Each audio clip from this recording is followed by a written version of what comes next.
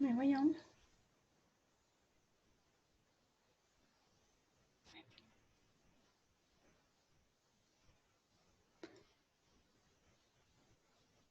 Nous ne vous entendons pas.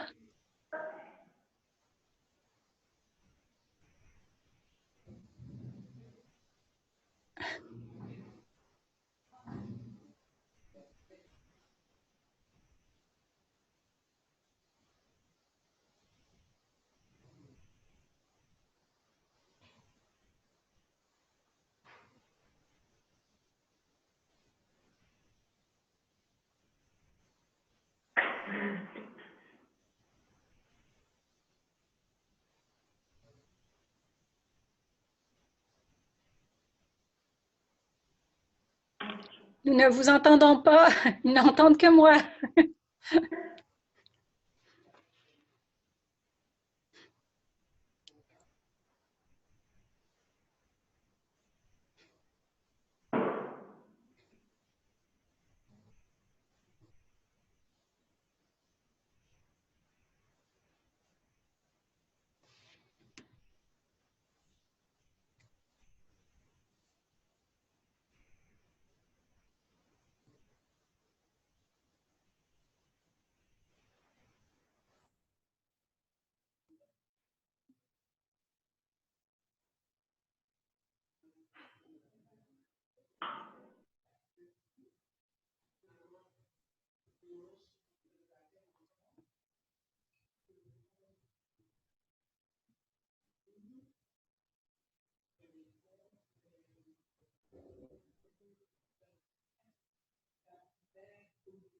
Non, je ne vous entends pas.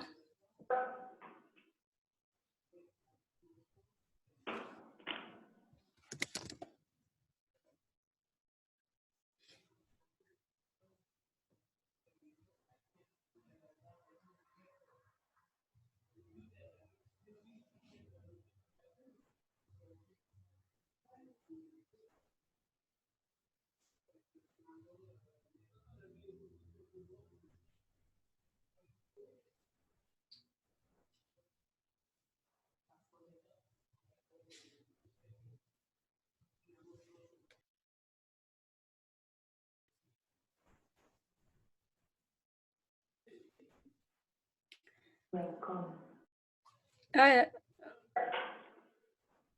je ne sais pas si les participants m'entendent, mais moi, je ne vous entends pas, vous.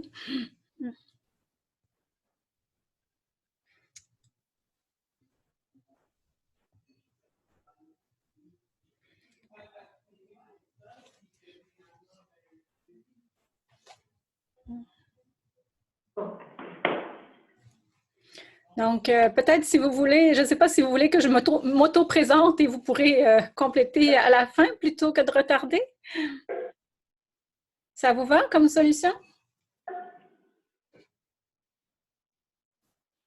Euh,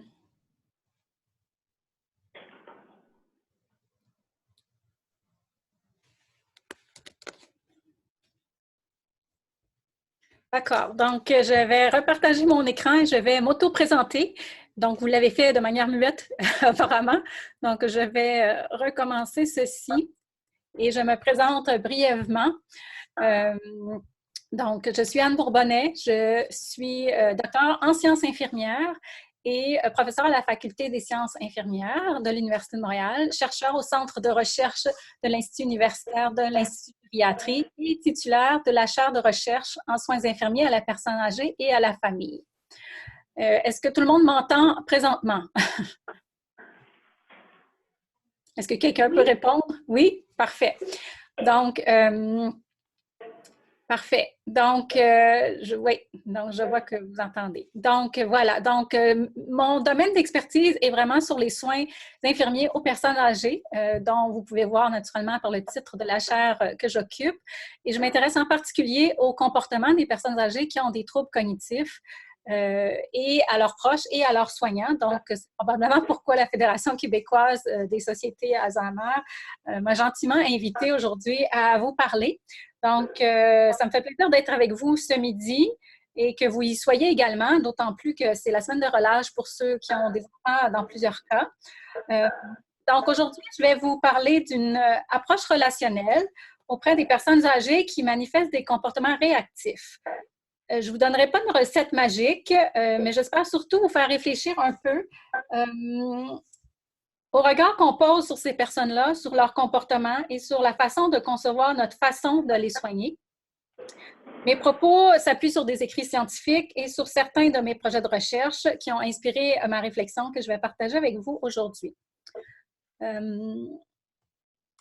Attendez, comment je... Voilà. Donc, ma présentation a deux objectifs, soit de prendre conscience de l'expérience qu'ont les personnes âgées qui ont la maladie d'Alzheimer, et quand je parle de maladie d'Alzheimer, j'inclus tous ceux qui ont des maladies similaires, et qui manifestent des comportements réactifs. Je veux aussi vous parler un peu, qu'on explore ensemble les fondements d'une approche relationnelle pour accompagner des personnes âgées qui manifestent des comportements réactifs, soit l'approche centrée sur les relations. Qui peut être une approche qui est utile quand il y a des comportements réactifs et que c'est une approche centrée sur les relations. Donc, voilà. Donc, je vais commencer par vous parler un peu de ce qui nous unit pour qu'on réfléchisse comme être humain à ce qui nous caractérise un peu et qu'on partage. En fait, il est assez difficile de savoir exactement ce que vivent des personnes âgées qui ont la maladie d'Alzheimer, surtout quand la maladie est avancée et qu'elle manifeste des comportements qui sont difficiles à comprendre. Une stratégie qui m'est apparue intéressante pour essayer de mieux les comprendre, c'est de penser aux points communs qui unissent l'ensemble des êtres humains. C'est aussi une stratégie qui peut améliorer les soins parce qu'on leur offre, parce que ça nous permet de renforcer notre empathie et notre compassion pour ces personnes âgées-là en puisant dans nos propres expériences humaines pour mieux les comprendre. Il y a donc des expériences humaines qui sont universelles, c'est-à-dire qui arrivent à tous les êtres humains. Par exemple, tous les êtres humains vivent un jour ou l'autre dans leur vie la vulnérabilité, de la souffrance ou ils ont besoin d'être en relation avec d'autres. Ces expériences-là qu'on partage tous ont un effet un peu paradoxal.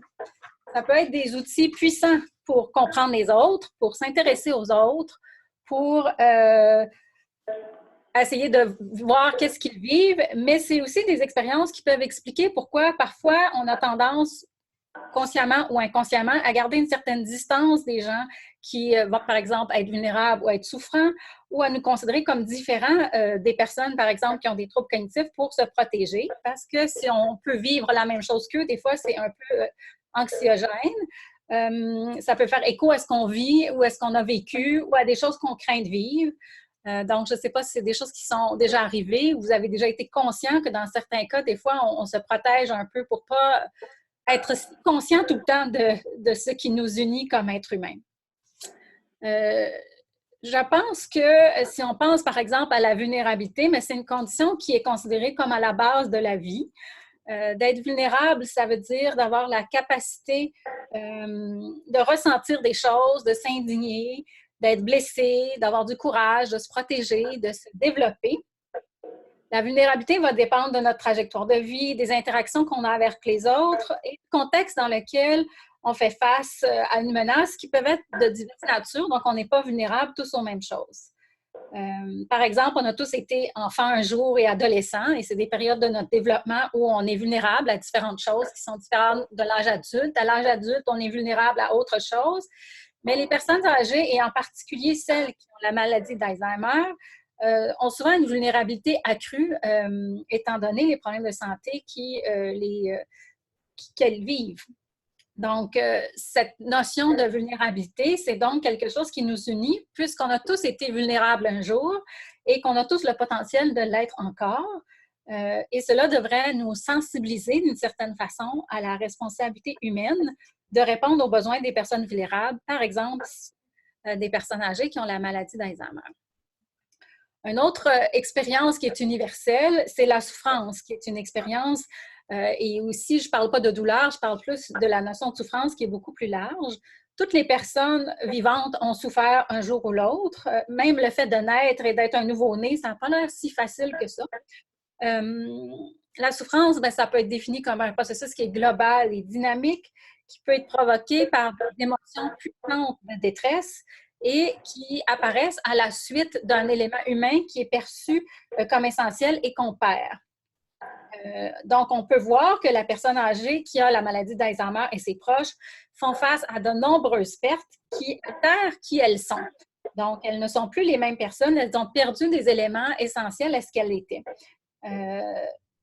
Les personnes n'accordent pas toutes de l'importance aux mêmes choses, donc il y a des pertes qui vont être plus souffrantes pour certaines personnes que pour d'autres.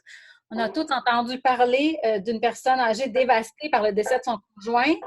Pour d'autres, des fois c'est un peu tabou, mais pour d'autres, le décès d'un proche peut être un soulagement, une liberté retrouvée, donc ça n'a pas le même impact sur la souffrance ressentie. Donc ça varie d'une personne à l'autre.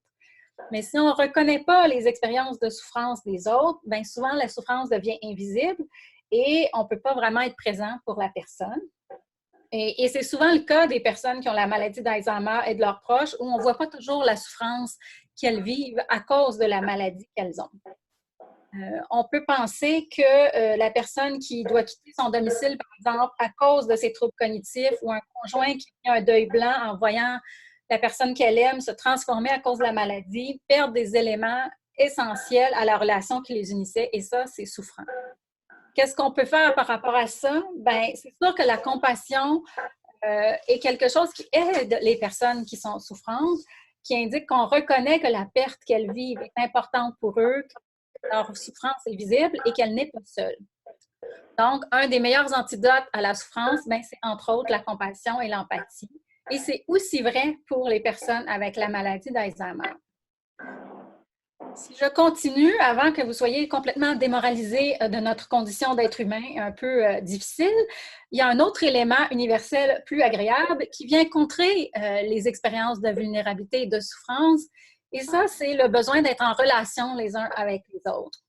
Et les auteurs vont mentionner que l'être humain va apaiser sa souffrance et sa vulnérabilité de cette façon-là, entre autres en cherchant une connexion avec les autres ou en essayant d'appartenir à un groupe. D'ailleurs, les effets du soutien social sont très documentés en lien avec beaucoup de problèmes de santé comme étant bénéfiques. Et c'est documenté, par contre, que ce soutien-là, ces connexions-là, doivent être perçues comme aidantes et en harmonie avec les besoins ou les attentes de la personne. Sinon, bien, ça peut contribuer à davantage de vulnérabilité et de souffrance.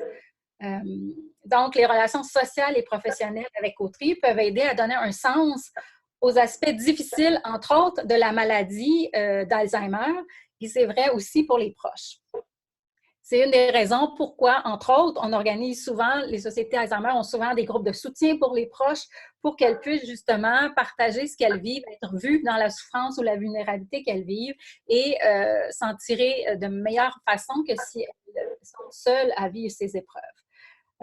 Et les personnes âgées qui ont des troubles cognitifs, peu importe la sévérité, ont également besoin d'être en relation, avec des relations de qualité, avec des gens qui répondent bien à leurs besoins pour atténuer les pertes et les difficultés qu'elles vivent. Donc, les relations, c'est à la base de ce qui nous aide à faire face à des expériences difficiles, comme être humain en général, mais aussi pour les personnes âgées qui ont la maladie d'Alzheimer. Par contre, il faut que ces relations-là soient aidantes.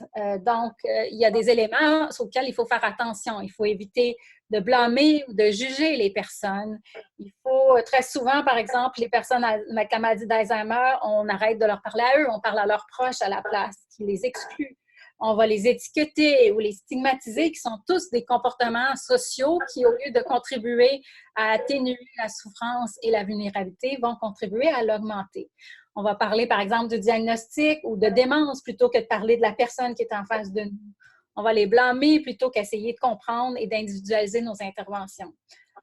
Et on s'attend souvent à ce que la personne s'adapte à nous plutôt et au contexte plutôt que l'inverse. Donc, c'est probablement assez naturel de faire ça, mais ce n'est pas nécessairement quelque chose qui est aidant. Et c'est décrit, comme plusieurs auteurs, comme contribuant à la souffrance des personnes qui ont une maladie et celles qui ont la maladie d'Alzheimer. Donc, les relations qui sont aidantes, et tout ça est peut-être évident pour vous, mais ce sont celles qui sont empreintes d'empathie et de compassion, particulièrement importantes pour les proches et les personnes qui ont la maladie d'Alzheimer, qui vivent beaucoup de souffrance et de vulnérabilité. De plus, on sait que les personnes qui ont la maladie d'Alzheimer sont particulièrement sensibles aux messages affectifs plutôt qu'au contenu cognitif. Donc, il faut faire attention comment on dit les choses parce que même s'ils ne comprennent pas ce qu'on dit tout le temps parfaitement, ils vont comprendre l'émotion qu'on essaye de leur transmettre. On comprend aussi que si le besoin d'être en relation, c'est un besoin universel de tout être humain, toute l'importance qu'a l'inclusion sociale des personnes qui ont la maladie d'Alzheimer et les proches. Et d'éviter une discrimination à leur égard. On peut faire le comparatif un peu avec les personnes qui ont un handicap physique, par exemple, celles qui sont les personnes sourdes, les personnes aveugles, les personnes paralysées, qui ont des attentes sociales sur le fait qu'on va leur permettre d'avoir accès. J'avoue que des fois, l'hiver, avec les bancs de neige, l'accès est peut-être pas génial, mais au moins, il y a une volonté, pas toujours parfaitement accomplie, mais une volonté de leur faciliter l'accès aux lieux, à différentes situations sociales pour qu'elles ne soient pas exclues de par leur handicap. Et on pourrait penser qu'on devrait faire la même chose avec celles qui ont la maladie d'Alzheimer, qui présentent un handicap cognitif et qui pourraient, elles aussi, être en droit de s'attendre à ce qu'on leur facilite l'inclusion sociale. Par contre, on ne peut pas dire qu'on est encore rendu très, très loin pour ça. Il y a encore beaucoup de choses à faire pour que ces droits-là s'étendent aux gens qui ont des handicaps cognitifs, mais comprenant que le besoin d'être en relation est important, c'est certain que ces populations-là ont besoin d'avoir des opportunités d'être en relation et d'avoir des opportunités d'être dans des relations de qualité. Donc, en somme, il faut se souvenir que les personnes âgées qui ont la maladie d'Alzheimer, comme le reste des êtres humains, souffrent, sont vulnérables et ce qui va affecter leur comportement et qu'elles ont besoin d'être en relation pour affronter tout ça. Et c'est d'autant plus important parce qu'elles ressentent beaucoup les choses, mais elles ont souvent de la difficulté à comprendre ce qui se passe.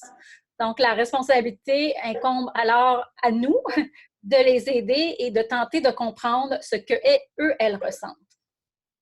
Donc, sur cette introduction sur certains besoins universels, je me rapproche un peu plus du sujet qui est plus précis, c'est-à-dire, on va parler un peu maintenant des comportements de ces personnes âgées qui ont la maladie d'Alzheimer. Les comportements des personnes âgées, c'est un bon exemple où ce type de réflexion que je viens de faire rapidement avec vous peut être aidante. C'est des comportements qu'on appelle parfois des comportements d'agitation, on parle parfois de symptômes comportementaux et psychologiques de la démence, les SCPD, ou on parle de comportements dérangeants. Ces façons-là de parler des comportements des personnes âgées qui ont la maladie d'Alzheimer sont de plus en plus critiquées parce qu'elles reflètent la perspective des personnes qui observent ou subissent les comportements et non les intentions de la personne qui manifeste les comportements, soit les personnes âgées. C'est un vocabulaire qui contribue à rendre pathologiques des comportements qui seraient probablement jugés normaux si on comprenait leur origine et l'intention de la personne. On peut s'imaginer que si on nous enferme dans une unité de soins puis qu'on ne comprend pas pourquoi on est là et qu'on nous empêche de sortir, je ne sais pas combien de temps ça vous prendrait, vous pouvez y réfléchir, mais si on vous empêche de sortir puis vous ne savez pas où vous êtes, pendant combien de temps vous allez rester assis avant d'essayer de trouver une porte pour sortir et ça va vous prendre combien de temps pour vous acharner sur la porte ou vous mettre à crier? Et probablement que vous considériez normal, si on vous empêchait de sortir et que vous ne saviez pas pourquoi, de faire ça. Le problème est donc pas tellement eux, mais c'est plutôt nous qui ne comprenons pas ce qu'ils essaient de nous dire. Donc, d'où vient toute cette critique sur le fait d'appeler ça des symptômes ou des comportements dérangeants? C'est sûr que c'est des comportements qui ne sont pas faciles, qui présentent des défis, mais malgré tout, on devrait tendre vers une perspective où on essaie de le regarder de leur perspective à eux. Et les mots qu'on choisit pour parler de leur comportement sont importants parce que ça va influencer notre perspective sur ces comportements-là et par conséquent, les soins. Si on donne l'exemple, à l'époque, on parlait des asiles, bien c'est sûr, si on dit dans un asile, on ne regarde pas la personne de la même manière, donc on ne se comporte pas de la même manière. En arrêtant d'appeler ça comme ça, bien, on va probablement, en nommant les choses autrement, on change notre regard sur les gens, on change, nos attitudes changent et nos comportements et nos soins changent. D'où l'importance de choisir des mots qui sont le plus représentatifs et le plus humain possible. Donc, ce qui est beaucoup recommandé maintenant et qu'on voit de plus en plus, c'est de parler plutôt de comportements réactifs, qui décrivaient davantage ce que sont ces comportements-là. En anglais, on dit « responsive behavior ». Et on va les définir alors comme des actions, des mots, des gestes d'une personne qui a des comportements, qui a des troubles cognitifs et qui va manifester ces comportements-là comme une réponse qu'il exprime sur quelque chose qui est important pour lui.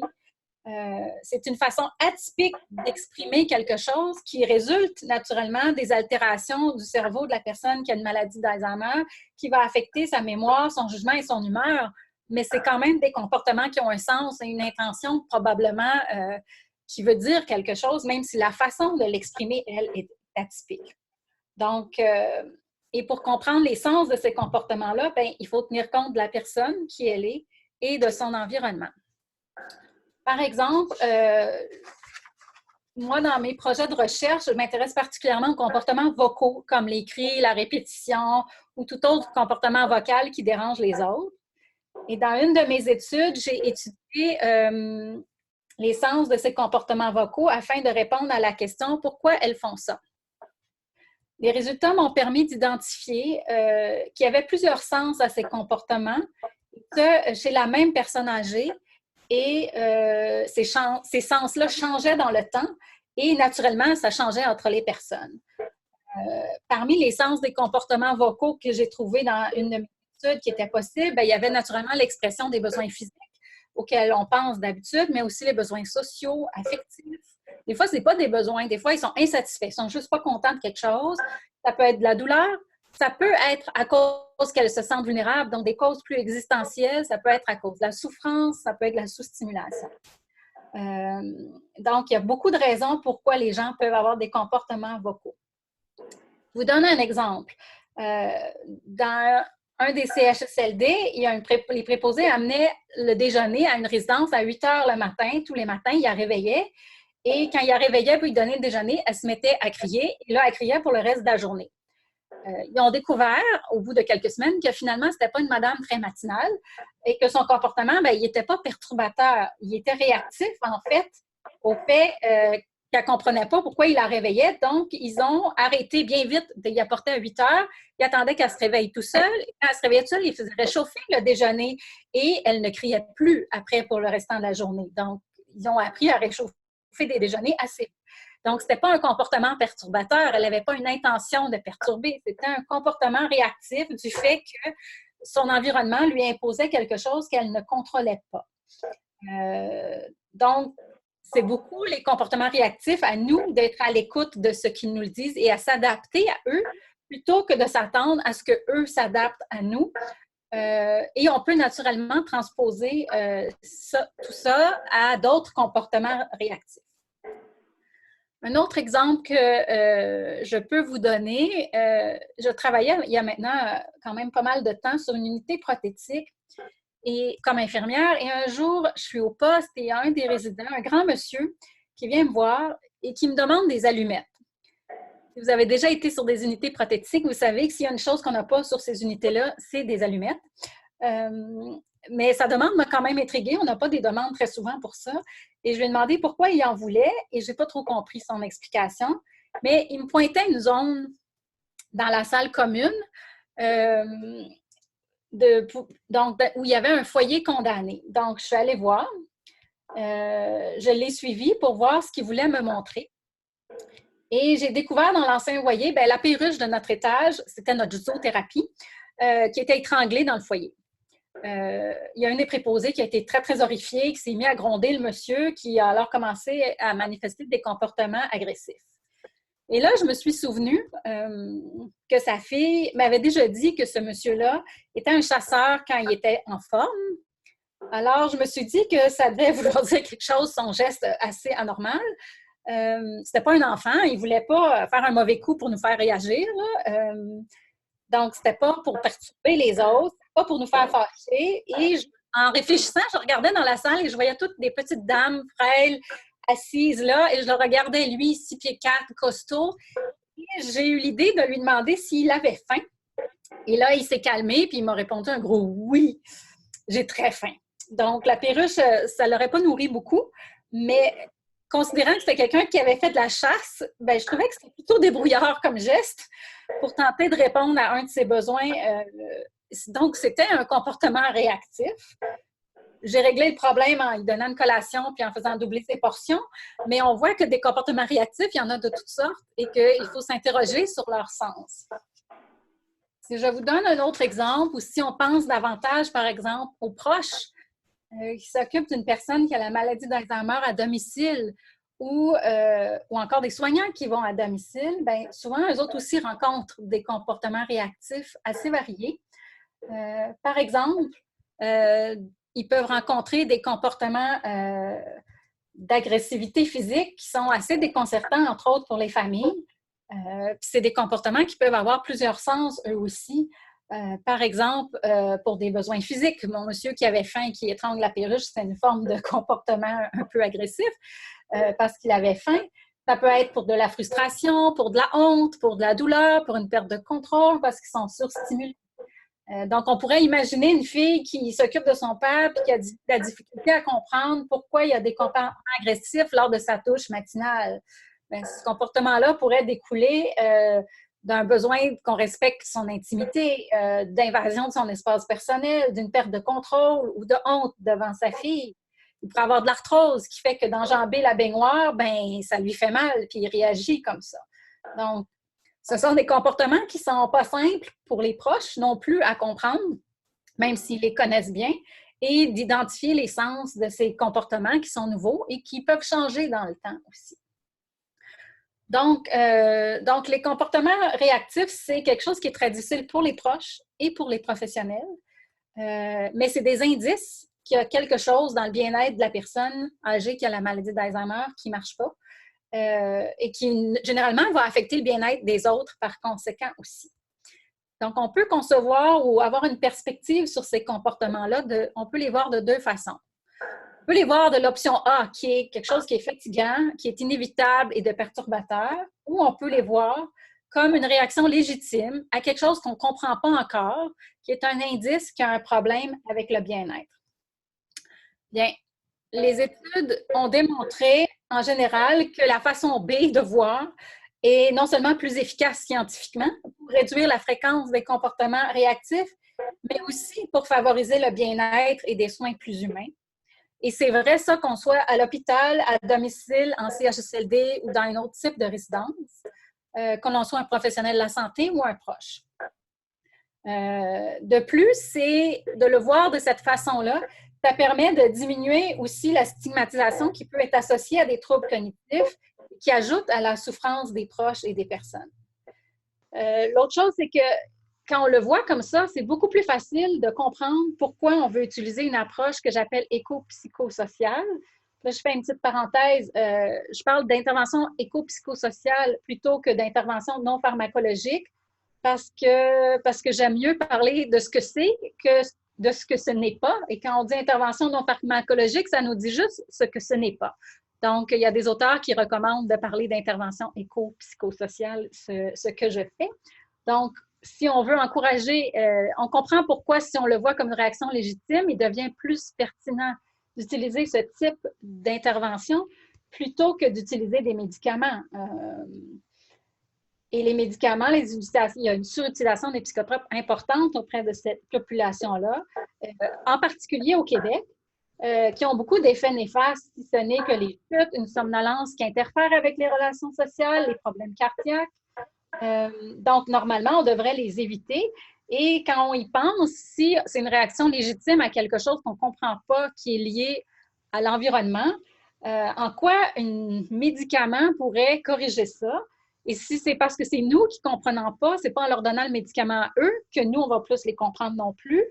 Et comme il n'existe pas encore de médicaments qui permettent de régler les problèmes de mémoire et de jugement qui font qu'ils expriment de manière atypique ce qu'ils vivent, bien encore une fois, les médicaments, ce n'est pas vraiment une solution généralement à ces comportements-là, sauf dans des rares exceptions et de manière très restreinte.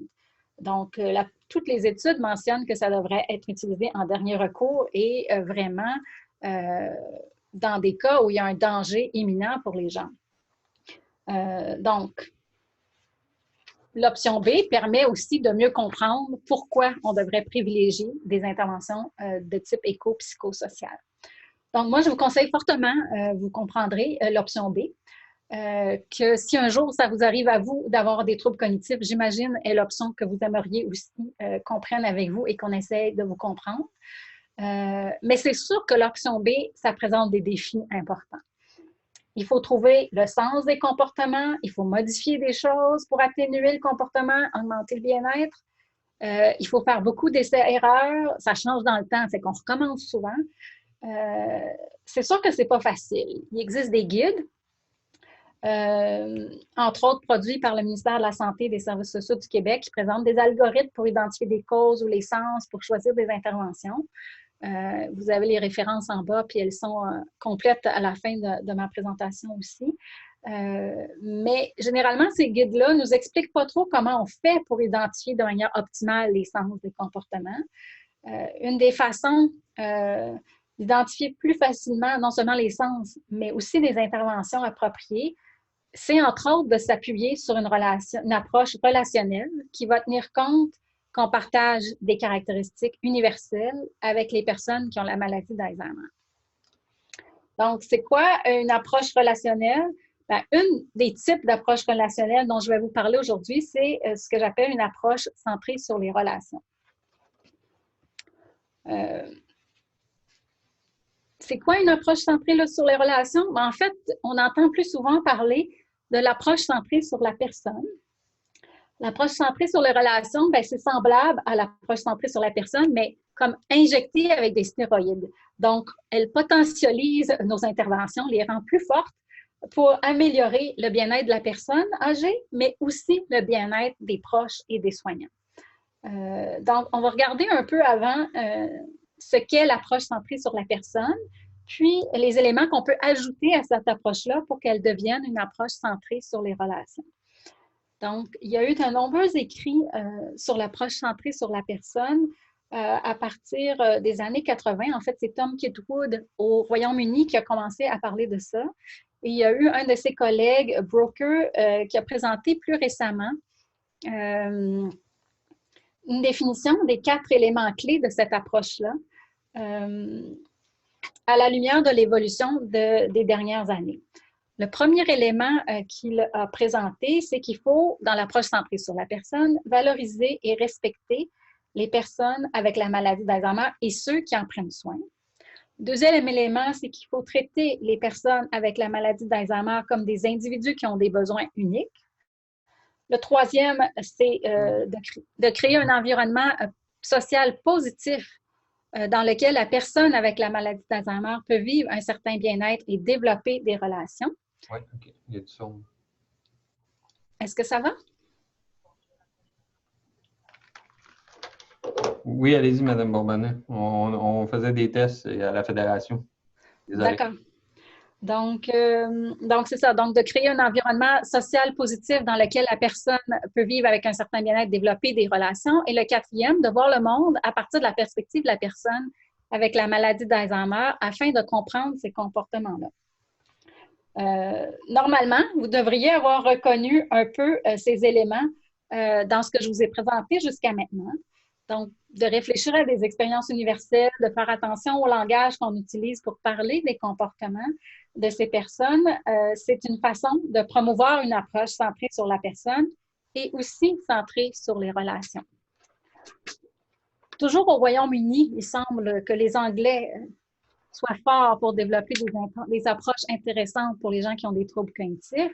Mais dans les années 2000, cette fois-ci, c'est un autre auteur qui s'appelle Nolan qui a proposé, lui, une approche centrée sur les relations pour les soins aux personnes âgées. Et il était, entre autres, critique, lui, de l'approche centrée sur la personne parce qu'il trouvait que ça s'appuyait trop sur une perspective individualiste où on ciblait principalement les besoins uniques mais de la personne âgée, mais en tenant pas compte du contexte social plus large et de l'influence mutuelle entre les personnes.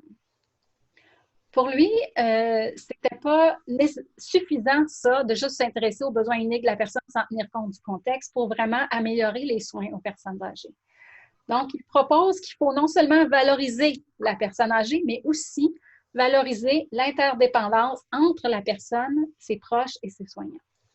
Donc, sur la diapositive que j'espère que vous voyez, j'ai repris les 4 éléments que je vous ai présentés tantôt sur l'approche centrée sur la personne et j'y ai ajouté les enrichissements qu'apporte l'approche centrée sur les relations que j'ai mis en bleu et en italique. Donc, l'approche centrée sur les relations vise non seulement à valoriser et respecter les personnes âgées, mais aussi à reconnaître l'interdépendance de chaque personne dans un contexte socioculturel qui va façonner leur expérience.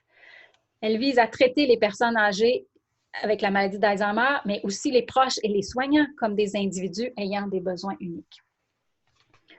Elle vise à créer un environnement social positif dans lequel la personne âgée, mais aussi ses proches et ses soignants peuvent vivre un certain bien-être et développer des relations. Et l'approche centrée sur la relation vient préciser qu'il faut que ce soit des relations de qualité, c'est-à-dire qui sont réciproques, qui s'appuient sur un équilibre entre l'indépendance, la dépendance et l'interdépendance. Et finalement, il faut voir le monde à partir de la perspective de la personne âgée, mais aussi de ses proches et de ses soignants, afin de les comprendre en ayant une croyance comme quoi chacun de ces personnes partage des aspirations communes. Donc, j'espère que vous voyez un peu ce que vient ajouter l'approche centrée sur les relations à l'approche centrée sur la personne, le volet stéroïde où on rend ça plus fort. Les aspirations communes auxquelles parle Nolan, que partagent les personnes âgées, les proches et les soignants, lui les décrit comme d'autres éléments qui nous unissent. Donc, lui va proposer que ces 6 aspirations communes sont la sécurité, c'est-à-dire que tant les proches que les soignants, que les personnes âgées veulent se sentir en sécurité dans leur relation, que toutes ces personnes veulent sentir qu'elles font partie des choses, qu'elles veulent vivre des liens et de la cohérence, qu'elles veulent avoir des buts personnels valorisés, donc avoir une utilité, qu'elles veulent avoir un sentiment d'accomplissement, donc de progresser vers des buts souhaités, et qu'elles veulent sentir qu'elles ont de l'importance, donc sentir que l'on importe aux autres. Donc, les soignants doivent sentir qu'ils accomplissent et qu'ils s'accomplissent et qu'ils sont utiles, qu'ils sont en sécurité quand ils travaillent, mais les proches aussi doivent se sentir utiles et leur importance, et les personnes âgées aussi doivent ressentir tout ça. Donc, les 3 groupes ont ces aspirations communes qui, encore une fois, les unissent. Cette approche présuppose qu'il y a un partenariat entre chacun pour favoriser ces sentiments-là chez les uns et les autres, incluant pour les personnes âgées et les proches. Donc, ça aussi, ça peut s'appliquer dans n'importe quel milieu de soins parce que toutes ces personnes, qu'on soit à domicile, à l'hôpital ou en résidence, interagissent entre elles. Pour les personnes âgées, des relations réciproques et positives, bien, ça va contribuer à leur qualité de vie et à la qualité des soins. Pour les proches, bien, ça peut favoriser une meilleure relation de confiance avec les soignants et leur permettre d'être accompagnés dans leur rôle auprès de la personne âgée. Les professionnels ont généralement la mission d'accompagner ces proches-là et pas juste les personnes âgées. Donc, cette approche-là aussi peut les aider à valoriser leur travail et à reconnaître la complexité de travailler auprès de cette clientèle et de poser un regard positif sur les soins qu'elles offrent.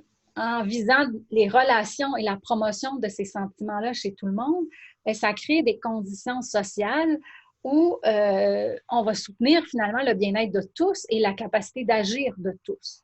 Et ça a aussi comme effet que ça peut aider à prévenir certains grands problèmes qui ont des conséquences sur la santé physique et mentale des gens. Entre autres, ça peut aider à prévenir l'agisme, ça peut aider à prévenir la maltraitance, l'épuisement des professionnels et des proches, puisqu'on essaie que tout le monde se sente utile, accompli, en sécurité, etc. Donc, ça a des effets à plusieurs niveaux, cette approche centrée sur les relations. Donc, une approche centrée sur la personne enrichie d'une perspective plus sociale et systémique, bien, ça devient une approche centrée sur les relations, ou c'est ce qui nous intéresse, des relations de qualité. C'est une approche qui est décrite comme très pertinente pour les personnes qui ont la maladie d'Alzheimer, entre autres, quand elles ont des comportements réactifs, puisque, comme vous le savez, ça a des effets chez tout le monde. Quand ils ont des comportements réactifs, ça dérange les proches, les soignants. Quand il y a d'autres patients ou d'autres résidents, ça dérange les autres aussi. Donc, c'est une approche qui peut aider à faire que tout le monde se sente mieux. Maintenant, comment on fait pour transposer cette approche-là et intervenir dans le cadre des comportements réactifs? Bien, on fait ça en établissant, entre autres, un partenariat avec les proches et la personne âgée. Dans le cadre de divers projets de recherche que j'ai menés, le partenariat avec la personne âgée, le proche et les soignants, c'est quelque chose qui est ressorti comme étant essentiel et qui rejoint les principes de l'approche centrée sur les relations. Donc, l'établissement d'un partenariat avec les proches s'avère particulièrement important. Et le partenariat, c'est un concept dont on entend souvent parler dernièrement, mais je ne suis pas toujours certaine qu'il est toujours très bien compris. Donc, je vais vous en parler un peu. Un travail en partenariat entre personnes âgées, soignants et proches, ça doit aller plus loin que juste la consultation, l'implication des proches ou des personnes âgées. La consultation, l'implication, c'est une façon d'engager dans les soins, mais ce n'est pas du partenariat. Le partenariat va plus loin que ça. Donc, si on prend l'exemple des comportements réactifs, la consultation dans ce cadre-là pourrait être que les soignants donnent de l'information aux proches sur des comportements réactifs de la personne âgée et sur leur façon d'intervenir pour les diminuer. Les proches n'ont pas accès au plan d'intervention. La personne âgée ne participe pas vraiment. On les informe. Je reviens en arrière. Attendez, je vais aller un peu trop vite. L'implication, ça serait les soignants qui demanderaient l'avis aux proches. Votre mère, elle fait ça. Est-ce que vous avez une idée pourquoi? Et qui pourrait, avez-vous une idée de quelque chose qui pourrait le diminuer? Les proches peuvent avoir accès au plan d'intervention, mais ils ne participent pas à son application, ils ne participent pas à la réflexion. Donc, ça, on les implique. Le partenariat, ça va plus loin que ça. Le partenariat, c'est des proches et des soignants qui vont échanger de l'information de part et d'autre sur la façon, par exemple, qu'ils voient les comportements réactifs. Ils vont réfléchir ensemble, faire des hypothèses ensemble. Ils vont intégrer la personne âgée dans les échanges dans la mesure de ses moyens. Les proches peuvent contribuer à la création du plan d'intervention avec l'aide de la personne âgée, encore dans la mesure de ses moyens. Ils peuvent demander de le faire modifier. Ils peuvent participer à son application aussi sur le terrain. Donc, le partenariat va beaucoup plus loin qu'on parle avec la famille. C'est d'aller beaucoup plus travailler avec eux que juste leur parler et d'échanger. Le partenariat est vraiment ce qui correspond à l'interdépendance qui est proposée dans l'approche centrée sur les relations et qui est ce qui peut contribuer au bien-être de tous. Je vous donne l'exemple, là je suis dans le mauvais bord, je vous donne l'exemple d'une démarche d'intervention qui est basée sur les sens des comportements vocaux, qui a été développée et évaluée avec des soignants et des proches en CHSLD. On l'appelle, nous, l'intervention décibel, parce qu'avec les comportements vocaux, ça semblait faire sens. C'est aussi une démarche qui pourrait être adaptée à d'autres comportements et à d'autres contextes. C'est une démarche qui s'appuie sur 5 principes. Le premier, comme vous voyez, étant particulièrement important parce qu'il consiste à créer un partenariat entre la personne, ses proches et ses soignants. Tant les proches que la personne âgée, dans la mesure de ses capacités, que les soignants, sont encouragés à s'engager activement et à partager ce qu'elles savent sur la personne âgée, sur ses comportements. Ils vont réfléchir ensemble, discuter, décider, planifier, évaluer ensemble les interventions pour essayer de réduire les comportements quand c'est possible, mais surtout pour améliorer le bien-être de tous dans la situation. Donc, il faut qu'ils travaillent régulièrement ensemble en tant que partenaires et à prendre des décisions ensemble. Ça leur permet d'apprendre à se connaître mutuellement. Ça permet d'augmenter la confiance et de mieux se comprendre. Malgré les conflits qu'il peut y avoir, chacun, généralement, a comme objectif que la personne âgée ait un meilleur bien-être, donc ça leur donne un but commun. Rapidement, le deuxième principe, ça rejoint un peu ce que je vous mentionnais plus tôt, c'est d'identifier les sens des comportements. Le troisième va être d'utiliser plusieurs interventions qui sont ajustées au sens des comportements. Et mon exemple typique est que si on vous fait jouer de la musique à quelqu'un qui crie parce qu'il a besoin d'aller aux toilettes, vous avez comme 0% de chance que ça marche. Donc, vous êtes mieux d'avoir le bon sens avec la bonne intervention au bon moment, sinon aucune efficacité. De personnaliser les interventions à chaque personne et finalement, de réfléchir de façon active en équipe. Dans une des études qu'on a faites qui a été financée par la Société d'Alzheimer du Canada, lorsque ces principes-là et surtout le principe de partenariat ont été bien implantés sur des unités, tant les proches que les soignants ont rapporté qu'ils se connaissaient mieux après. ils ont fait ça pendant 3 mois. Puis après 3 mois, ils se sentaient mieux. Les proches disaient, ben, les soignants se préoccupent de moi, ils me demandent si ça va, si je suis trop fatiguée. On l'accueillait de manière plus spontanée, on partageait des nouvelles.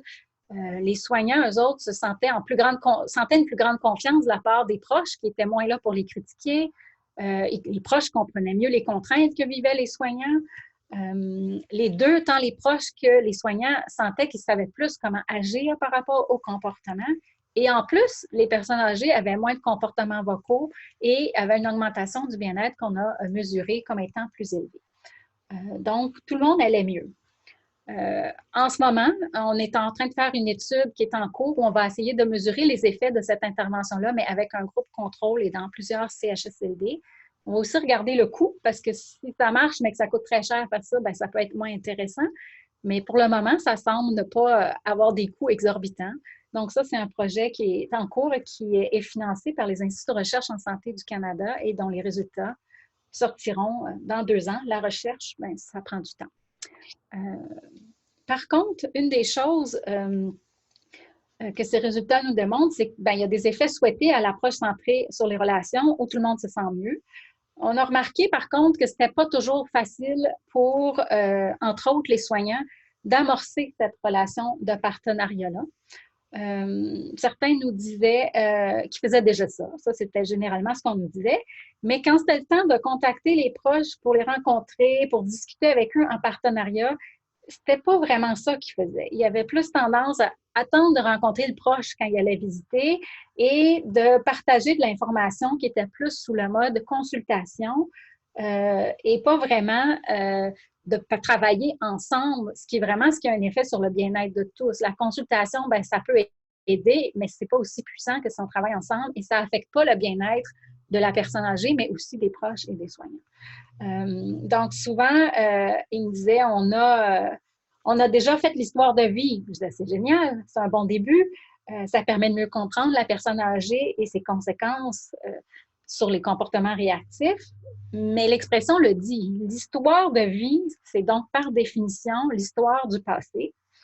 C'est pertinent parce que l'être humain est marqué de ses expériences et ça reste, donc c'est essentiel de le faire, mais pas toujours suffisant parce que la personne âgée qui a la maladie d'Alzheimer, elle est encore en vie. Son histoire n'est pas terminée, elle change, elle évolue et il y a des éléments qui peuvent ne pas être captés par l'histoire de vie, cette dernière étant généralement plutôt riche quand on a plus de 70 ans. Donc, le travail en partenariat actif pour améliorer les comportements réactifs, bien, ça se déroule dans le présent et ça a l'avantage de pouvoir s'asseoir sur l'histoire de vie, mais d'aussi continuer de faire évoluer cette histoire-là en réfléchissant ensemble. Je vous donne l'exemple d'une rencontre qu'il y a eu à un moment donné entre une équipe de soins et une proche.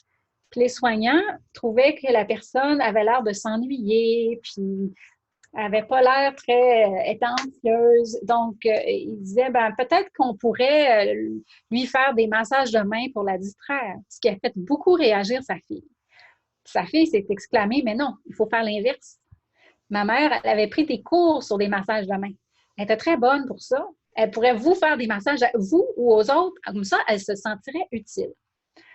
Naturellement, c'est le type d'information qui n'était pas du tout dans le document d'histoire de vie, parce que finalement, c'est un détail chez quelqu'un qui a 85 ans, ça, qu'elle a déjà pris des cours de massage de main. Mais dans le contexte des comportements vocaux où les soignants cherchaient des moyens de l'occuper en réfléchissant puis en cherchant des solutions avec la fille, bien, c'est sûr que là, cette information-là a émergé et ça n'aurait pas émergé autrement. S'il y avait juste eu de la consultation, je ne pense pas que la fille aurait pensé dire ça. Donc, c'est un exemple qui démontre un peu la mise en action des principes de l'approche centrée sur les relations et comment l'interdépendance va contribuer à une relation de qualité avec la personne âgée, va avoir un effet sur les comportements réactifs, mais va aussi générer un bien-être dans la relation entre les proches et les soignants.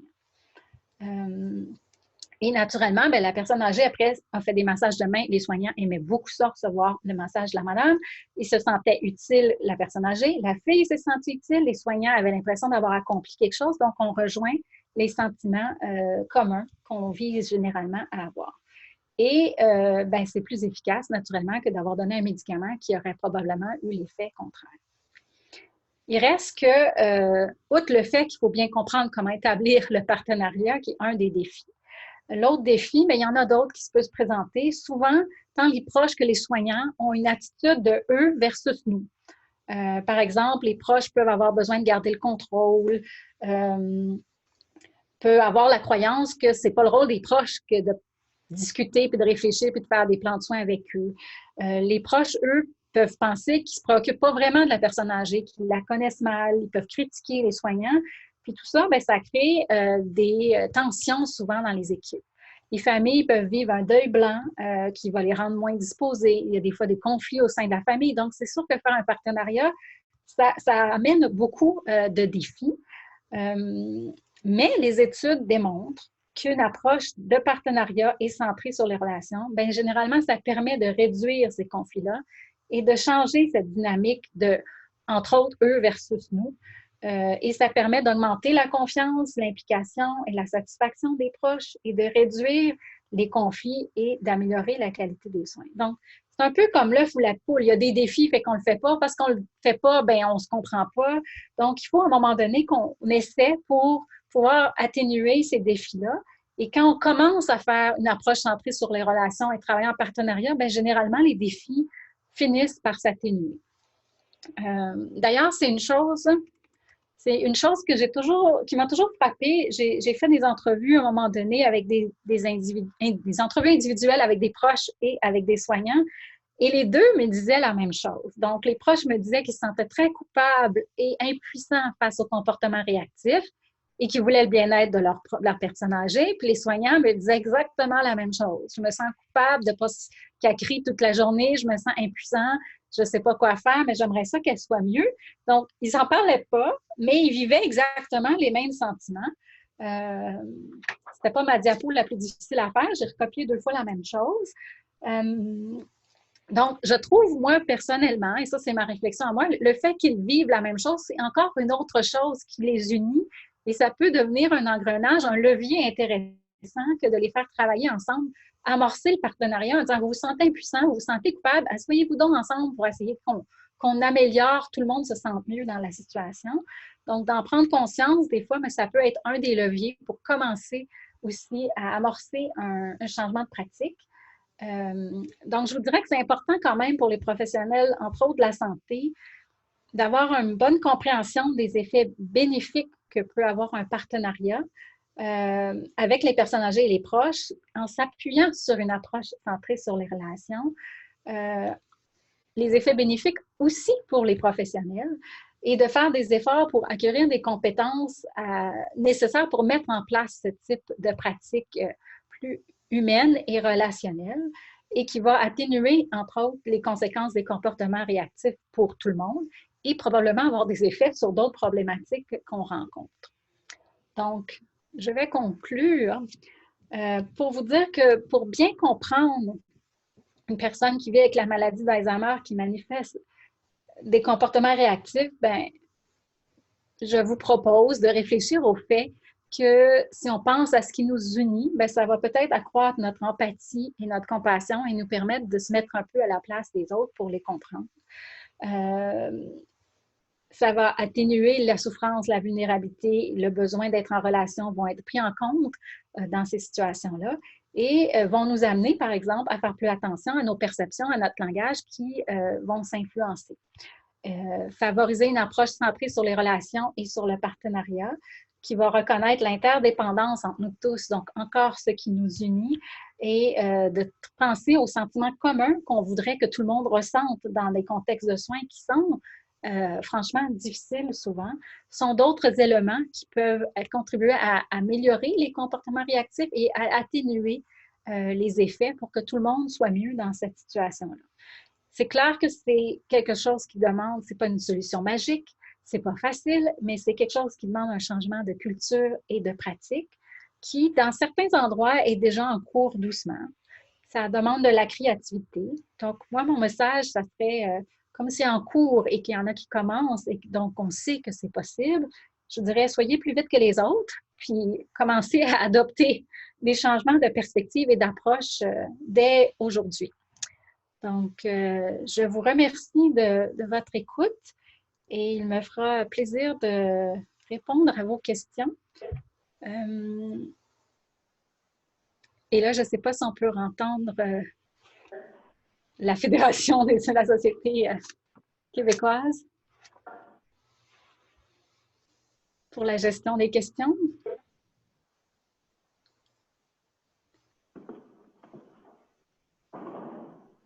Est-ce qu'on vous entend?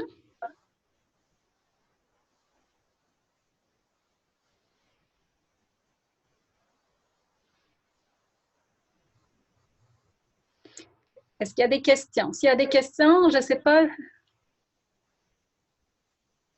Oui, je peux montrer vos références et j'ai envoyé aussi la présentation à Mme Ben-Gadi, fait qu'elle pourra vous la transmettre, mais je peux vous montrer les références. Il y en a plusieurs.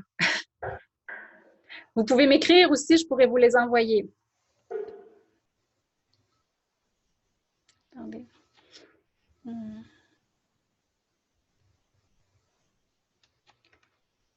Vous voyez, j'en ai plusieurs références, donc je pourrais vous pouvez m'écrire et m'envoyer peut-être votre un message et je vous la transmettrai.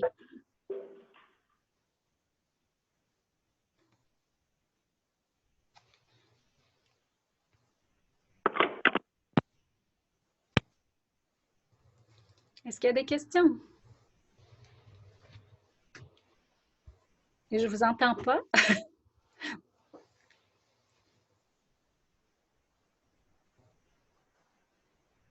Si vous avez des questions, vous pouvez peut-être quand même lever la main et je devrais pouvoir les voir.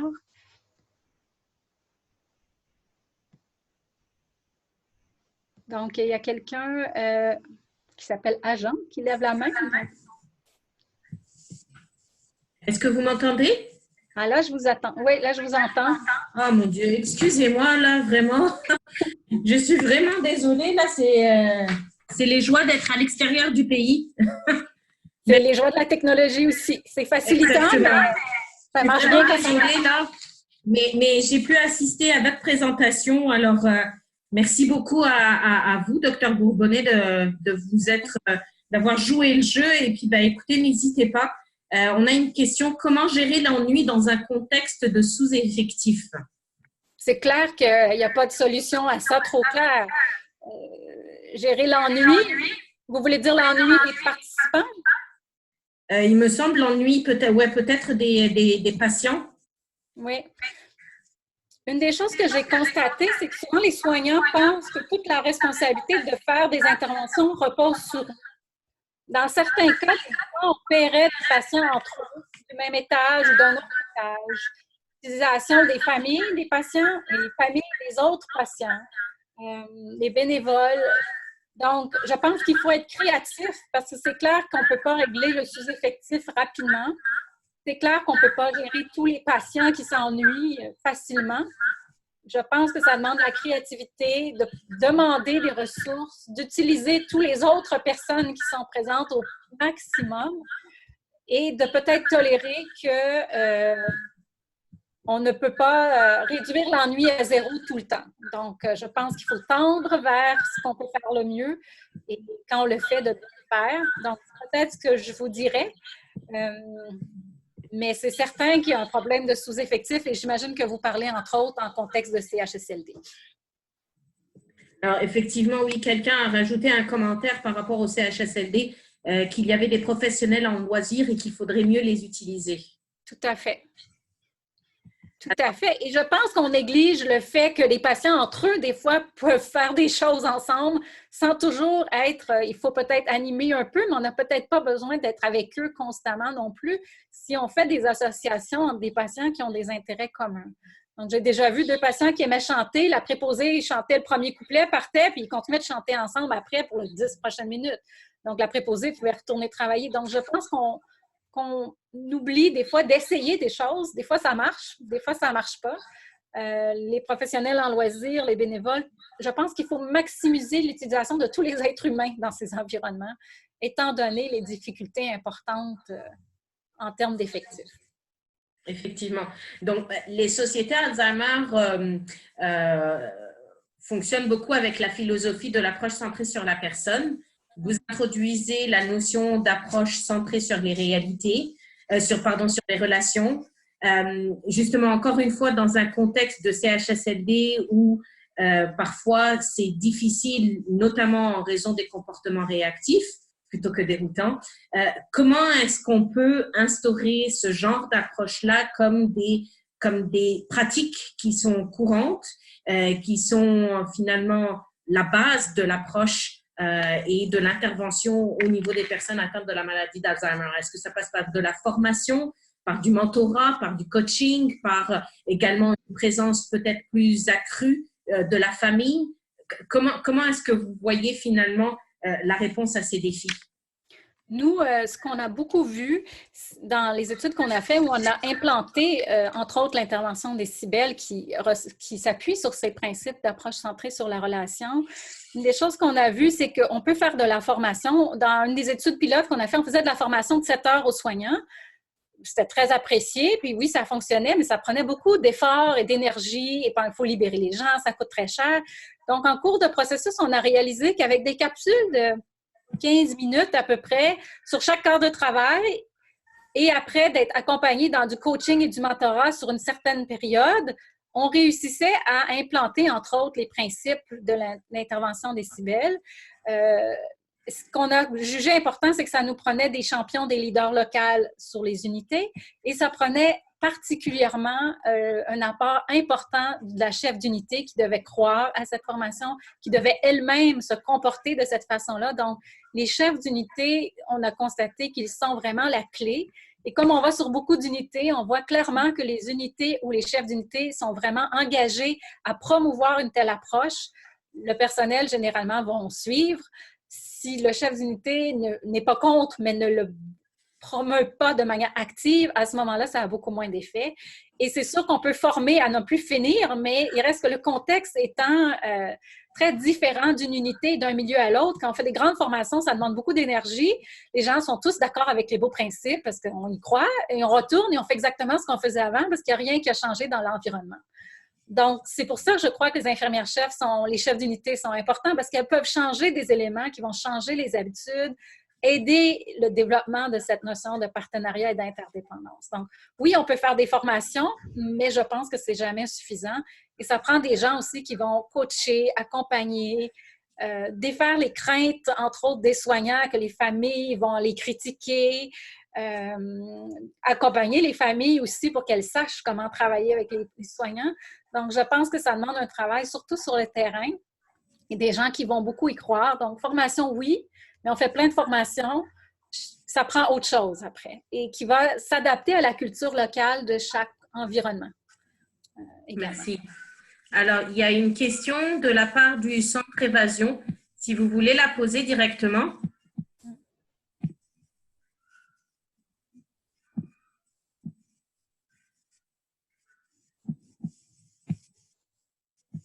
On ne vous entend pas. Est-ce que vous avez une... Oui, bonjour.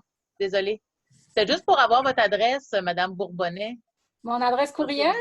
Oui, parce que vous aviez affiché l'image, mais j'ai pas eu On ne la voit plus. Attendez, je vais vous la remettre. Merci. Voilà. Je vous la remets. Est-ce qu'il y a d'autres questions? Pour le moment, je pense qu'il n'y a pas d'autres questions. Je regarde. Non, mais peut-être qu'on va... Ah oui, à côté. Attendez. Alors, merci pour le nouveau vocabulaire, comportement réactif. Au-delà des personnes âgées, il y a nos jeunes conjoints qui demandent beaucoup d'implication des proches. Par ma formation RH, je travaille étroitement avec l'équipe du CHSLD en partenariat et c'est décidément une approche gagnante. Effectivement. Est-ce qu'on pourra réécouter le webinaire? Oui, le webinaire a été enregistré malgré mes problèmes techniques à moi. Donc, il a été enregistré et puis il sera également partagé sur notre chaîne YouTube et le lien vous sera envoyé en début de semaine prochaine à mon retour. Donc, oui, vous aurez le webinaire pour la suite. Si les gens ont des questions ou veulent avoir les références, que je les invite à m'écrire, ça me fera plaisir de répondre.